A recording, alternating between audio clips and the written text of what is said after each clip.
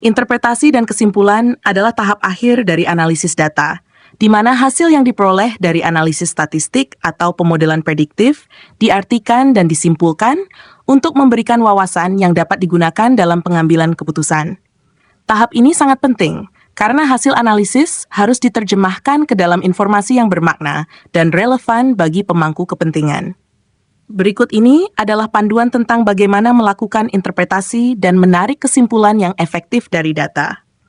Pentingnya interpretasi dan kesimpulan. 1. Mengubah data menjadi wawasan, memahami hasil. Memastikan bahwa hasil statistik atau model dipahami dengan benar dan tidak disalahartikan. Menemukan makna. Mengubah hasil analisis menjadi wawasan yang dapat digunakan untuk pengambilan keputusan. 2. Pengambilan keputusan yang berdasarkan data.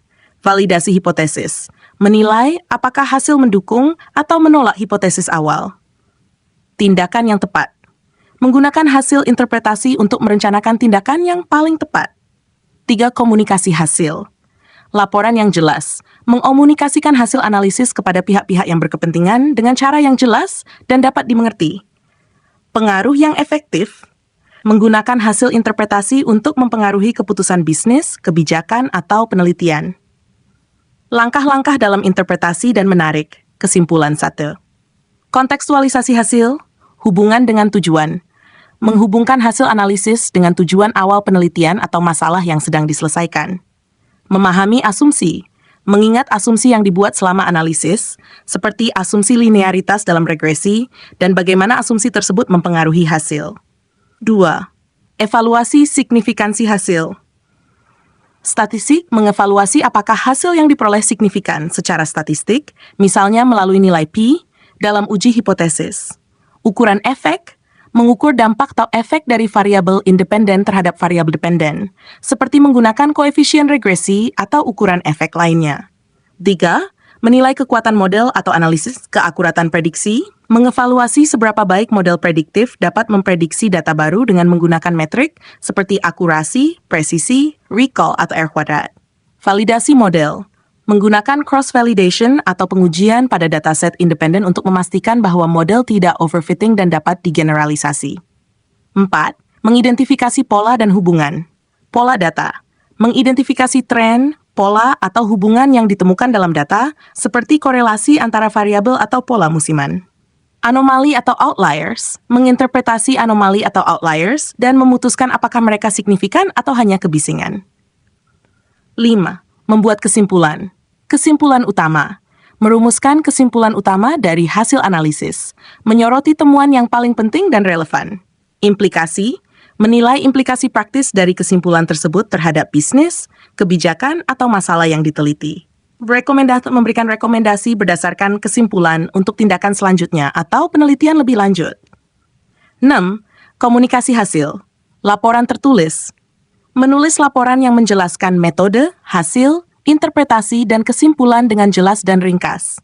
Visualisasi hasil. Menggunakan visualisasi seperti grafik atau tabel untuk membantu menjelaskan hasil dan kesimpulan dengan lebih efektif. Presentasi. Menyampaikan hasil dan kesimpulan dalam presentasi kepada pemangku kepentingan, memastikan bahwa poin-poin penting disampaikan dengan jelas. Contoh penerapan interpretasi dan kesimpulan. Di tempat analisis penjualan. Setelah menganalisis data penjualan, interpretasi bisa mencakup identifikasi produk yang paling laris, periode penjualan puncak, dan faktor yang mempengaruhi penjualan. Kesimpulan mungkin mencakup rekomendasi untuk meningkatkan stok produk tertentu pada waktu-waktu tertentu. Kinerja karyawan. Dalam analisis kinerja karyawan, interpretasi bisa mencakup hubungan antara pelatihan dan peningkatan kinerja dengan kesimpulan untuk memperluas program pelatihan tertentu. 2. Dalam pendidikan prestasi siswa. Setelah menganalisis data prestasi siswa, interpretasi bisa melibatkan pengidentifikasian faktor-faktor yang berkontribusi terhadap kesuksesan akademik. Kesimpulan mencakup rekomendasi untuk mengadopsi metode pengajaran tertentu di seluruh kelas. Evaluasi efektivitas program pendidikan dapat menghasilkan kesimpulan tentang keberhasilan atau kegagalan program dengan rekomendasi untuk modifikasi atau penghentian program. 3. Dalam kehidupan pribadi, manajemen keuangan, Interpretasi data pengeluaran pribadi mungkin menunjukkan pola pemborosan atau peluang penghematan. Kesimpulan mungkin termasuk penyesuaian anggaran atau pengurangan pengeluaran dalam kategori tertentu. Kesehatan dan kebugaran. Interpretasi data kesehatan, seperti pola tidur atau tingkat aktivitas fisik, dapat mengarah pada kesimpulan mengenai kebiasaan yang perlu diubah untuk meningkatkan kesehatan. 4. Dalam komunitas, program sosial. Analisis efektivitas program sosial bisa menunjukkan daerah atau kelompok yang paling diuntungkan. Kesimpulan mungkin mencakup ekspansi program ke daerah lain atau penyesuaian strategi untuk mencapai dampak yang lebih besar. Survei kepuasan masyarakat. Interpretasi hasil survei bisa menunjukkan area layanan publik yang memerlukan perbaikan, dengan kesimpulan yang mungkin mencakup rekomendasi untuk perubahan kebijakan. Kesimpulan interpretasi dan kesimpulan adalah tahap yang sangat penting dalam proses analisis data, karena memastikan bahwa hasil yang diperoleh dapat diubah menjadi wawasan yang bermakna dan dapat digunakan untuk pengambilan keputusan. Dengan menghubungkan hasil dengan tujuan awal, mengevaluasi signifikansi dan kekuatan analisis, dan mengkomunikasikan hasil dengan jelas, individu dan organisasi dapat membuat keputusan yang lebih baik dan bertindak berdasarkan data dengan lebih efektif. Demikian, semoga bermanfaat.